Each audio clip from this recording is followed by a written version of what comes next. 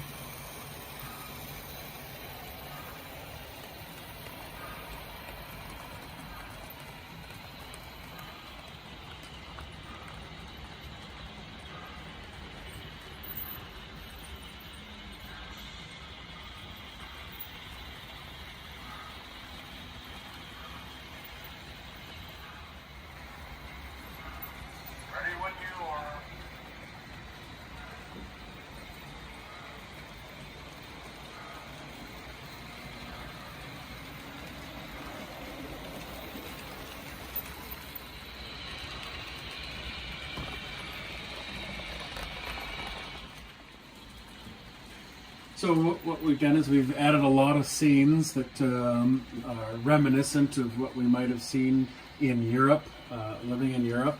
So we've got outdoor festivals going on. We've got vibrant street life.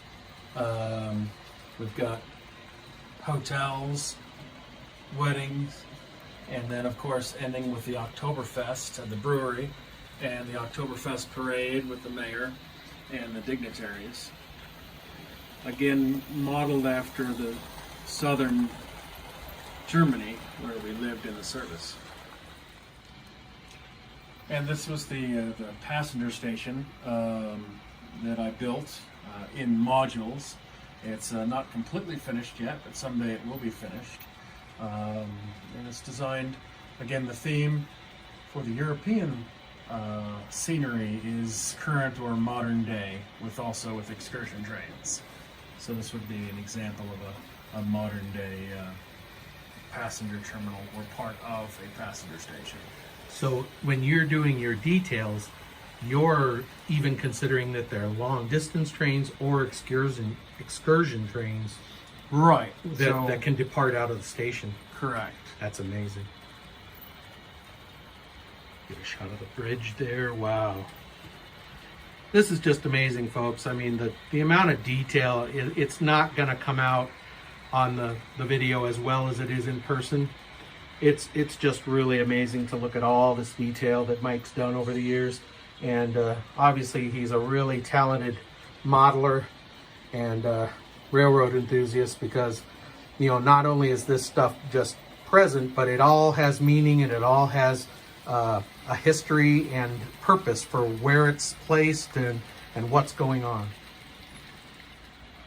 Here's some more stuff right here by the parade. If you could just sit here and look at all of this detail and just pick out all the things going on. There's a factory.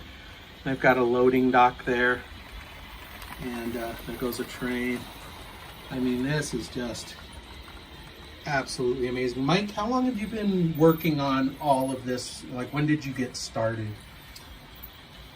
This particular layout was started about 16 years ago, 15, 16 years ago. Of course, the Markland set I got in 1972, so I've had a Markland collection since 72.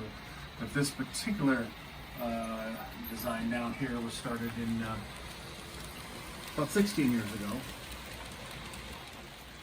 So now we're going to take a look at Mike's American side here while he gets some of the American trains ready to go. And we just want to take a look at this Main Street here. Look at these, you got some bikers there, you got a movie theater. Look at the detail he's got inside his buildings where, you know, this is some of the stuff I want to do with mine. I just haven't got to yet, but he's got lighting in there on different floors. He's got scenes inside. And look at, there's a dress shop with mannequins in the window. And you got a traffic accident here. Look at the street lights, the red and green. You got a cop police activity going on here. And then look up here. They've got a fire in one of these buildings here. Look at that. You actually have flames in there. The fire department has responded. You know, those fire engines and the fire hoses. And this pickup truck right there is lighted. Got headlights on. And there's an old school shoe shine set up there and a general store. And look at the gooseneck lights on the front of the buildings there lighting up the signs. I mean, that is just some amazing, amazing detail. Just continue sweeping along over here. You've seen some of these shots on the opening shots that I gave. But here's his train yard. And he has quite the setup here with all the train yard. Now, Mike is the guy who taught me how to set up the cork board and put all the tracks on that so that you can easily move things around if you want. And that's what I've been doing, but nothing like what Mike has here. This is just amazing detail.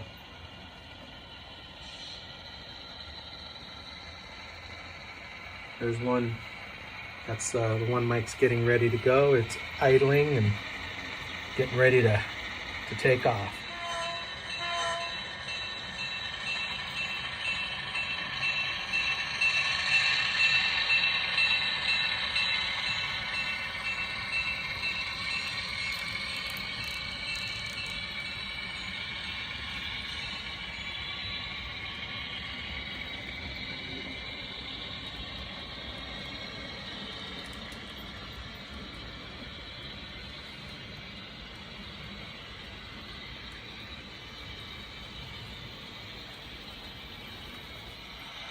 Now, Mike, you're running 4 engines in consist, right? And those are all powered? Yes, all powered. I think you need 4 engines to pull this many cars. That's a long train. Here comes another Union Pacific going the other way. Freight train. Got some pretty nice weathering on some of those box cars.